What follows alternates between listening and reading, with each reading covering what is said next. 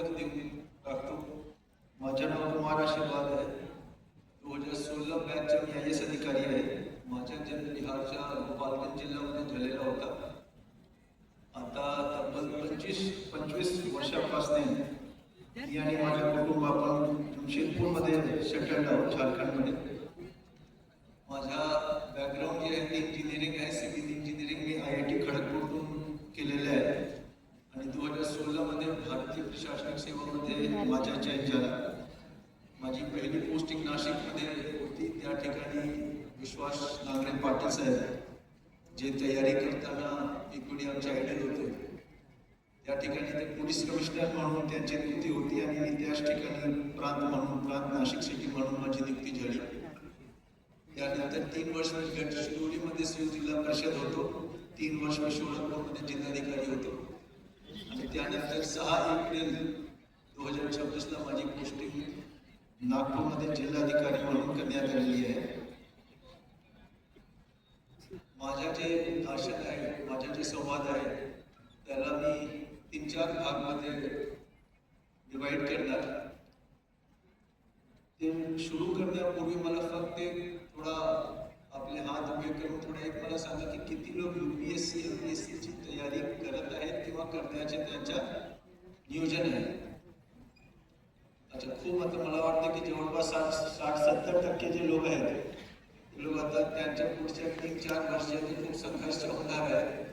तर मी थोडक्यात असं करतो की पहिले बघा, माझी जी UPSCची तयारीची जी जर्नी आहे, तो मेरा जर्नी आहे, तो किमान 4-4.5 वर्षाचा होता. 4थ्या अटेम्प्टमध्ये मला यश मिळालं. 3 अटेम्प्टमध्ये अभ्यासच्या समोर मला जावं लागला. कुठल्या कारणामुळे मला 3 वर्ष मी अनसक्सेसफुल राहिलो. मला वाटतं की तो जर तुम्ही ध्यानपूर्वक ऐकले आणि ते कुठे नोंद करून ठेवला तर जे 3 वर्ष मला त्रास झाले त्यापासून तुम्ही कुठेतरी आप लोग उससे बच जाएंगे. क्योंकि किसी ने बिल्कुल सही कहा है कि आप जितना फेलियर से सीखते हैं उतना आप सक्सेस से नहीं सीखते हैं. तर मी जे 3 वर्षात 3 अटेम्प्टमध्ये मी ज्या चूक केला त्याच्या मी एक वर्णन आपल्यासमोर ठेवतो आणि मला वाटतं की त्यापासून आपल्याला खूप सहकार्य आणि सहयोग मिळेल. पहिला जो मी गलती केली वो ऐसा किया कि जब मैं UPSC का, मला वाटतं कि हिंदी मराठी मिक्स चलेगा सर मला. सो पहले जो मैंने गलती की थी वो ऐसा किया था कि जब मैं UPSC का तैयारी करने गया था दिल्ली में मुखर्जी नगर में, तो वहाँ पे मुखर्जी नगर में कैसा कल्चर है कि वहाँ पे बहुत सारे स्टूडेंट से ज़्यादा वहाँ पे गुरुजी बैठे होते हैं जो 3 साल 4 साल 5 साल 6 साल से अटेम्प्ट दे रहे हैं, प्रीलिम्स भी नहीं निकल रहा है, लेकिन इतना उनको ज्ञान हो जाता है ना और वो बोलते इतना अच्छा है कि आप उनके भक्त हो जाते हैं. तो आप उन्हीं के पास बैठते हैं कि सर कैसे क्लियर करना है, भैया कैसे क्लियर करना है, आप बताओ. वो सारे गलत सलत आपको मार्गदर्शन करते रहते हैं. आप उस मार्गदर्शन पे चलते रहते हैं और बाद में पता चलता है कि भैया का खुद ही मिक्स नहीं निकला है और भैया बिल्कुल मतलब फंडा दिए पड़े हैं. So the best teacher what I mean to say कि सबसे अच्छा जो शिक्षक बना आपका वो आप खुद रहेंगे. आप कहाँ गलती कर रहे हैं, तुम्ही कुठे चूक करतात, कुठे सुधारणा करण्याची आवश्यकता आहे, तुमचा वीक पॉइंट कुठे आहे, स्ट्रॉंग पॉइंट कुठे आहे, हे सगळ्यांचे जर बेस्ट जज आहेत तर तुम्ही स्वतः आहात. हा गोष्टी तुम्ही नेहमीच लक्षात ठेवा. ये बहुत जरूरी है कि जिस दिन आप तैयारी करेंगे असे नातेवाईक तुम्हाला कॉल करतील ज्यांनी कधी UPSCच्या प्रिलिम्समध्ये पण बसले नाही. ते काय सांगणार तुम्हाला, हे दुसरा चूक मी सांगणार, दुसरा चूककडे मी येतो. ते काय सांगणार की आता तुम्ही UPSC MPSCची तयारी सुरू केलेली आहे, किमान तुम्हाला प्रत्येक दिवस 18 तास अभ्यास करावा लागेल.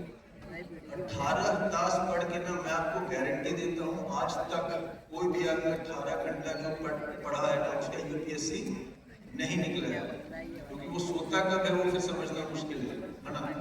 सो मेरे हिसाब से अगर आप थोड़े ढंग से तैयारी करते हो, सो 9 घंटे 10 घंटे पढ़ के, मैंने 9-10 घंटे पढ़ के ही निकाला है. 4th अटेम्प्ट जिसमें मेरा निकला उसमें भी 9-10 तास में अभ्यास करते हो. आता सर्वात जे महत्त्वपूर्ण कशासाठी या गोष्टी सांगतो की सर्वात जे महत्त्वपूर्ण मुद्दा आहे यूपीएससीच्या तयारीमध्ये सर्वात जो महत्वपूर्ण गोष्ट है यूपीएससी या एमपीएससी दोनों की मैं बात कर रहा हूँ। यूपीएससी या एमपीएससी पढ़ने का एग्जाम नहीं है, वो लिखने का एग्जाम है। मैं पुन्हा एक वेळी तुम्हाला सांगतो यूपीएससी पढ़ने का एग्जाम से ज्यादा वो लिखने का एग्जाम है। आता मी तुम्हाला एक उदाहरण देतो। यूपीएससी मध्ये जे पहिला चरण असतो तो असतो तुमच्या प्रिलिम्स, बरोबर? आप प्रिलिम्स करते हो, देन द रियल टेस्ट कम जो कि मेंस है। मेंस में आपका प्रॉब्लम क्या है कि आपका 20 क्वेश्चन होते हैं और वो सब्जेक्टिव होते हैं, बरोबर? सब्जेक्टिव में क्या है, यू हैव अ लिमिटेड, आपको 20 के 20 क्वेश्चन अटेम्प्ट करते हैं आपके पास 180 मिनिट है। हे थोडा तुम्ही बारकाईने आहे का, मला वाटतं की फार महत्त्वपूर्ण गोष्ट आहे। 20 मिनिट तुमच्याकडे आहे, तुमच्याकडे 180 मिनिट आहे, प्रत्येक क्वेश्चनवर तुमच्याकडे 9 मिनिट आहे। 9 मिनिट पैकी तुम्ही 1.5 मिनिट काढून टाका, कारण तुम्हाला जो प्रश्न आहे ते 2दा 3दा तुम्हाला वाचावे लागेल की नेहमीच विचारत काय आहे ते, है ना? 7 मिनिट 7.5 मिनिट आपके पास लिखने के लिए है। 7.5 मिनिट मध्ये तुम्ही एक वेळी प्रैक्टिस करून पाहून घ्या, आप 160 से 170 वर्ड्स लिख सकते हो। 160 से 170 वर्ड से ज्यादा आप एक क्वेश्चन को नहीं लिख सकते, वही राइटिंग स्पीड नॉर्मल होती है। अभी जो उसने पूछा है ना वो आपको 160 170 वर्ड्स में लिख देना है। अब यहाँ पे असली स्किल का खेल आता है। कुछ लोग ऐसे हैं, सपोज एक उदाहरण दे दो कि इंडिया चाइना रिलेशंस पर तुम्हारा प्रश्न विचारण्यात आला। बहुत लोग ऐसे होंगे जो इंडिया चाइना रिलेशंस पे बड़े बड़े पुस्तक पढ़ के बैठे होंगे, लेकिन 160-170 वर्ड में अपनी बात उनको लिखना नहीं आता है। और बहुत लोग ऐसे होंगे जो 3 पन्ने पढ़ेंगे इंडो चाइना रिलेशन पे और इतने सुंदर तरीके से उसको 160-170 वर्ड में लिखेगा कि लगेगा कि ये इंडिया का एम्बेसडर है चाइना देश में। तो ये बहुत बड़ा फर्क होता है। आप अपने आंसर राइटिंग पे काम करना शुरू करो, और आंसर राइटिंग का सबसे अच्छा तरीका जो आप आज प्रैक्टिस कर सकते हो वो ऐसा होता है कि तुम आपकी तरफ हिंदू, इंडियन एक्सप्रेस, जो भी अच्छे न्यूज़पेपर आते हैं उसमें एक ओपिनियन और एडिटोरियल एक पन्ना आता है, उसको पढ़ना शुरू करो। वो क्या होता है, एडिटोरियल में ओपिनियन पीस लिखा रहता है, आर्टिकल लिखा रहता है, उसको पढ़ो। 2-3 दिन बाद खुद के शब्दों में जो उस आर्टिकल में लिखा था उसको 160-170 वर्ड में लिखने की कोशिश करो, और फिर देखो कि जो उस आर्टिकल में लिख रहा था वही ठीक चीज मैंने उसको 160-170 वर्ड में मैं समझा पाया हूँ कि नहीं। अगर आप अपना आंसर राइटिंग इस हिसाब से सुधार देते हो, यू विल फाइंड कि आपको जो यूपीएससी में पढ़ाई करनी है वो सीधे 50% से कम हो जाता है, क्योंकि आप बहुत कम चीज को, बहुत बेसिक चीजों को जान के बहुत सुंदर से आप उसको आंसर में लिख सकते हो। बघा एक गोष्टी लक्षात ठेवा, जे एक्झामिनर आहे ना ते हे पाहत नाही की तुम्ही किती तास अभ्यास केला आणि तुम्हाला किती माहिती आहे, ते तुमचे आन्सर पाहतो। आन्सर मध्ये जे त्याला 170-180 वर्ड मध्ये दिसलं की तुम्हाला सगळ्या गोष्टी माहित आहे, की तुम्ही खूप सुंदर पूर्वक हे सगळे आन्सर दिले हैं, ते तुम्हाला जास्त नंबर देणार। आपको 1000 चीजें पता है बट आप आंसर में लिख नहीं पाते हो तो आपको वो नंबर नहीं मिलेंगे। So answer writing, UPSC answer writing का खेल होता है। ये मैं चौथा अटेम्प्ट में ये चीज मुझे समझ में आई।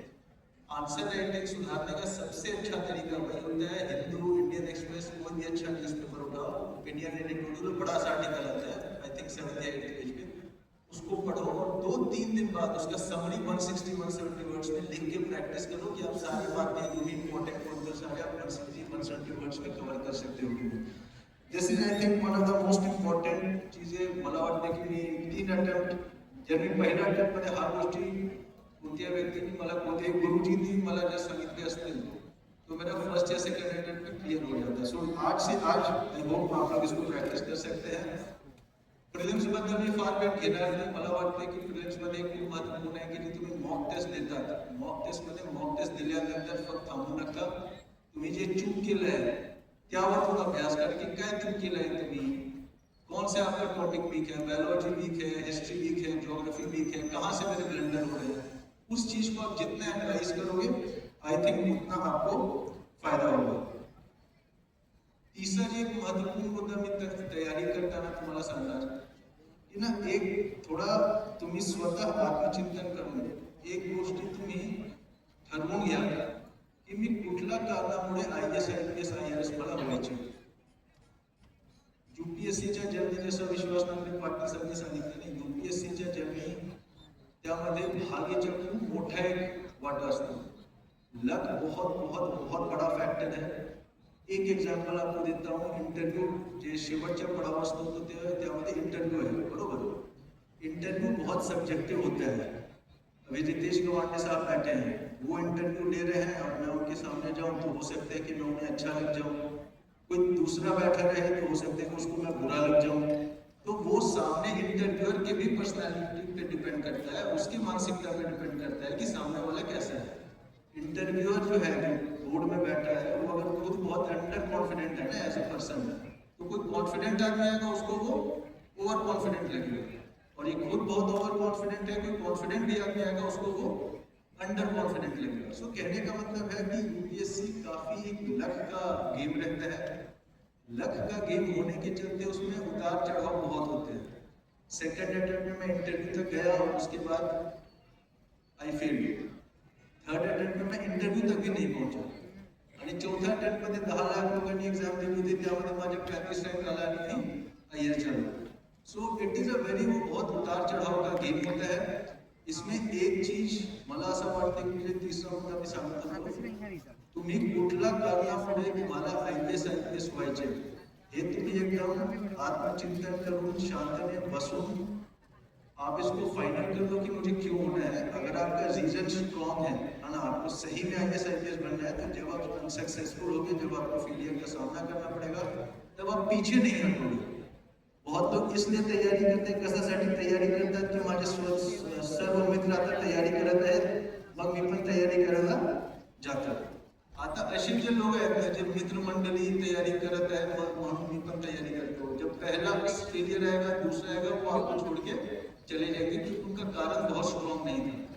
लेकिन जिसका कारण बहुत स्ट्रॉन्ग है, जिसको पता है कि मैं क्यों जा रहा हूँ, वो तुरंत मैदान छोड़ के कभी भागेगा नहीं, और वो बहुत बड़ी क्वालिटी होती है यूपीएससी की तयारी करने में। सो आई थिंक माझा सुझाव असेल सर, जे माझे इथे तरुण मित्र बसलेले आहेत, की तयारी करण्यापूर्वी तुमच्या रिझन, तुमच्या कारण, तुमच्या मोटिवेशन तुम्ही एकदम क्लिअर करून ठेवा, आणि जर तुमच्या कारण सबळ असेल तरी तुम्ही जाऊन तिथे तयारीमध्ये तुम्ही प्रवेश करा। हा तुमच्या मोठी तयारीमध्ये झाला। आता मी तिसरा भागकडे येतो की वाई आईएएस आईपीएस ये आईएएस क्यों आप सिविल सर्विस में आपको आना चाहिए।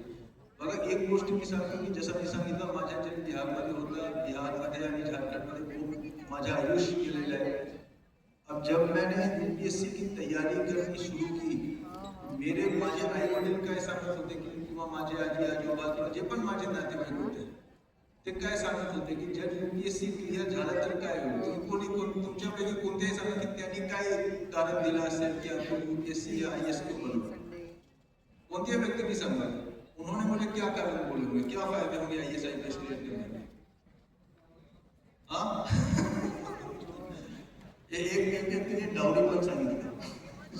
बताइए, सांगा तुम्ही, जे तुमच्या मनात आहे मी सांगून देतो। लाल बत्ती, गाड़ी, घोड़ा, बंगला, हेज, बरोबर, कि आपको लाल बत्ती मिलेगा, तुम्हारे पास बॉडीगार्ड होंगे, तुम्हारा बड़ा सा बंगला होगा, यही सारी चीजें सब लोग बोलते हैं। पण जेव्हा तुम्ही आईएएस आईपीएस क्लियर कराल, तुम्हाला लक्षात येईल की जो सारा लाल बत्ती, गाड़ी, घोड़ा, बंगला होता है, ये 1.5 से 2 महीने में इसकी आदत लग जाती है, और उसके बाद आप उसको नोटिस भी नहीं करते हो। ये सारी चीजें हैं मेरे पास। मैटर क्या करता है, आईएएस आईपीएस क्यों करना चाहिए, आईआरएस क्यों करना चाहिए, क्योंकि आईएएस में, आईपीएस में, मैं आईएएस हूँ इसलिए मैं आईएएस के लिए बोल सकता हूँ, आईएएस में जो जॉब डाइवर्सिटी है और जो एक्सपीरियंस है वो और दुनिया के किसी जॉब में नहीं हो सकते। मी तुम्हाला उदाहरण देतो, मी सोलापूरमध्ये कलेक्टर होतो, तिथे 2 वर्ष मी पंढरपूरच्या जी आषाढीची वारी असते, ज्यामध्ये मला वाटतं 28 लाख लोक आलेले होते, तो पण मी हँडल केला आहे। सोलापूरमध्ये महापूर आला होता 2025 मध्ये, तो पण मी हँडल केलेला आहे।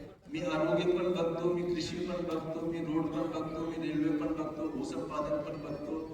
ऐसा कोई डिपार्टमेंट नहीं है जिसके बारे में मैंने उसमें कुछ ना कुछ काम नहीं किया हो। एक वेळी माझ्यासोबत ऑफिसमध्ये तुम्ही बसला, तुम्हाला लक्षात येईल की छोटा से छोटा मुद्दा जे तुमच्या एकदम दुर्गम भागच्या जे गावकरी आहे, तो पण माझ्याकडे येत असतो की माझ्या जे 7-12 आहे त्यावर नोंद नाही झाला, तुमच्या तलाठीने हे काम नाही केलं, तो काम नाही केला. आणि जे मोठे मोठे जे इन्व्हेस्टर आहेत, ते महिंद्रा असो किंवा मेगा असो, त्यांचे 20,000 कोटीचा प्लान त्यांचे सेटअप करायचा जो प्लॅन आहे, ते पण माझ्याकडे येतात की साहेब आता जमीनच्या भूसंपादन कुठपर्यंत आला आणि आम्हाला वीजचं कनेक्शन नाही मिळालं, ये प्रॉब्लेम आहे, वो प्रॉब्लेम आहे. मी कृषीमध्ये आता आपण एक प्रोग्राम यांत्रिकीकरणचा सुरू केले आहे की जे एकदम लहान आणि गरीब शेतकरी आहे त्यांना आपण यंत्र देतो आता की बेड मेकर देतो, BFF देतो, सीड ड्रिबलर देतो. आणि पॅरलली ऍडमिनिस्ट्रेशनमध्ये AI चा वापर कसा करायचे तो पण मी पाहतो. सो जो जॉब डाइवर्सिटी है वो बहुत ज़्यादा है, वो और किसी जॉब में नहीं है. ये फर्स्ट एंड फॉरमोस्ट कारण होना चाहिए IAS में आने का. सेकंड आपको बताता हूँ क्या कारण हो सकता है. जितना मीनिंगफुलनेस और जेवढा सॅटिस्फॅक्शन हा जॉबमध्ये आहे मला वाटत नाही कुठल्याही जॉबमध्ये असेल. मी तुम्हाला अगदी मी सांगतो, जर तुम्ही माझ्यासोबत बसलात तुम्हाला आश्चर्य वाटेल की एक गावचे 50, 100, 150 लोक माझ्याकडे येतात की आमच्या 25 वर्षापासून हा प्रॉब्लेम आहे गावाच्या. आणि मला पण आश्चर्य वाटते की माझ्यासाठी फक्त कारण मी तो खुर्चीवर बसलो आहे, माझ्यासाठी किती सोपं आहे की मी 2 फोन कॉल केला आणि त्यांच्या काम झाला. तो ये एक बहुत बड़ा कारण मी कधी माझ्या इंजिनिअरिंगमध्ये IT मधून झाला नंतर IAS क्रॅक झाला. पण मी स्कूलमध्ये स्टूडेंट लाइफमध्ये कधी फार होशियार विद्यार्थी नव्हतो. 50 लोग रहते थे क्लास में, तो मेरा जो रैंक था वो 12, 13, 14 इसी के आसपास रहता था. अब जब मैं उस कुर्सी पे बैठता हूँ और मेरे सामने 200 लोग होते हैं और 2-3 फोन कॉल में उनका ये सॉल्व हो जाता है, तो मुझे बहुत सरप्राइजिंग लगता है कि भाई मेरे जैसे एवरेज स्टूडेंट को सरकार ने कहाँ पे बैठा दिया है और मैं कितने बड़े बड़े कितने लोगों का कितने जल्दी से काम कर सकता हूँ. So that is the real blessing of being in IAS. ये दूसरा कारण है. आणि तीसरा मी तुम्हाला कारण सांगतो की IAS मध्ये येण्याचे काय कारण असू शकते. इतने आपको मजेदार और इतने इंटरेस्टिंग एक्सपीरियंसेस मिलते हैं कि मुझे लगता नहीं है कि किसी भी जॉब में वो मिल सकता है. मी बघ एक लहान रितेश याचा टाइम वेळ आहे ना थोडा, ठीक.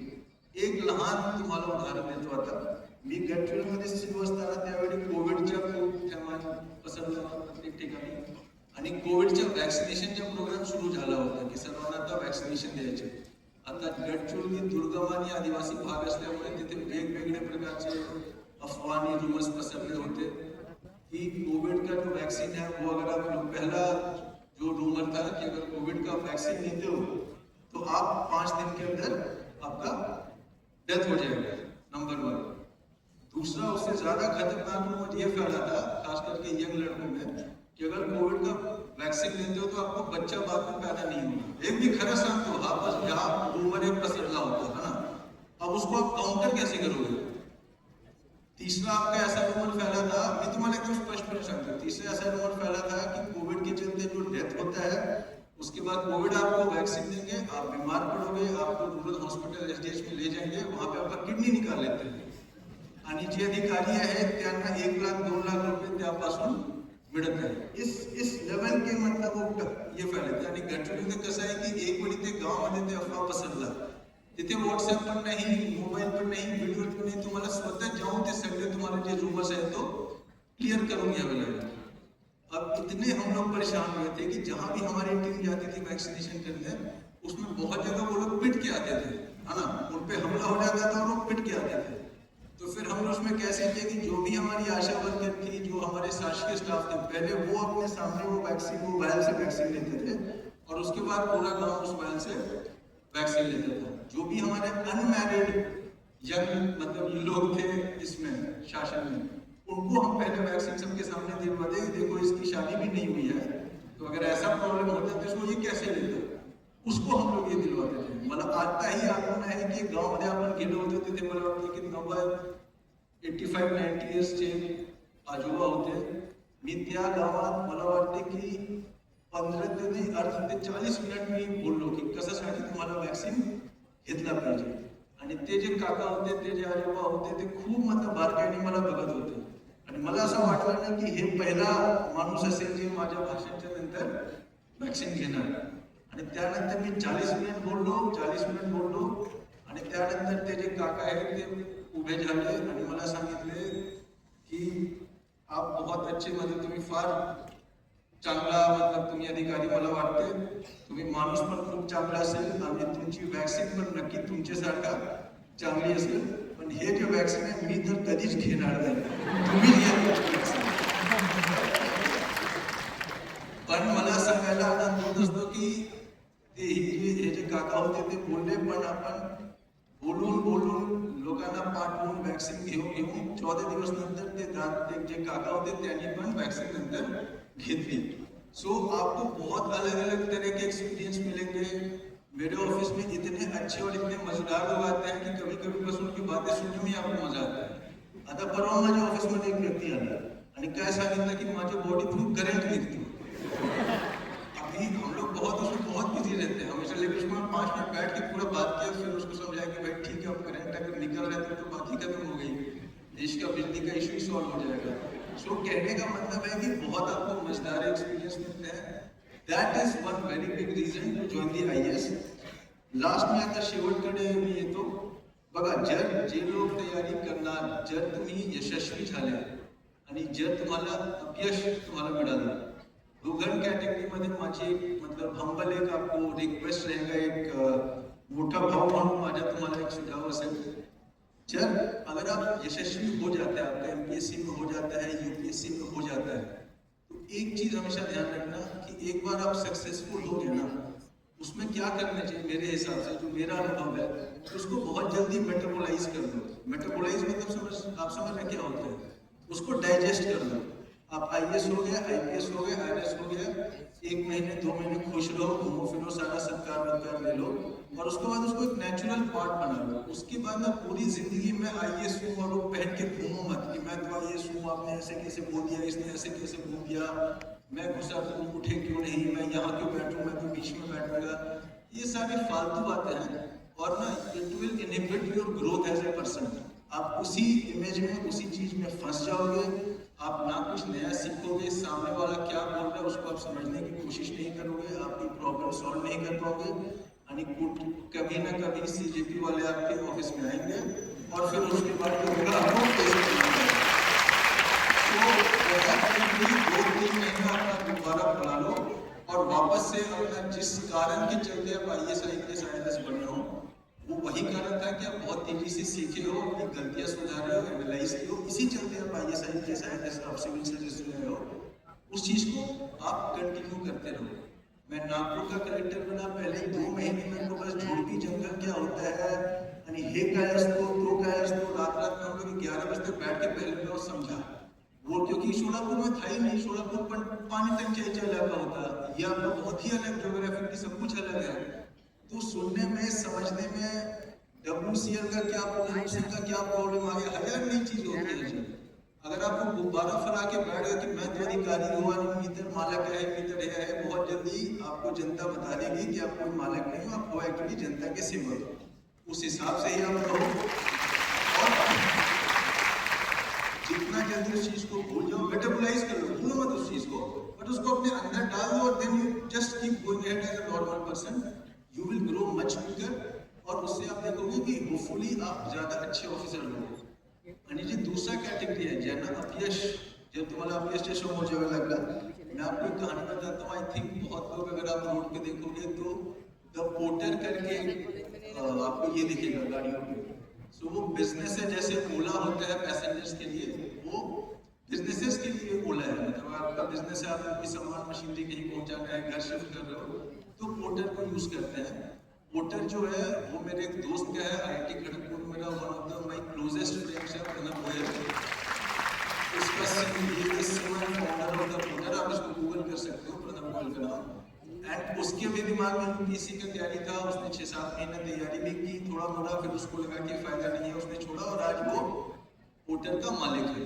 आता माननीय नितिन गडकरी साहब उसको कहीं बुला के उसको अपने हाथों सम्मानित करते हैं, है ना, और गडकरी साहब हमारा बढ़ावा लेते हैं.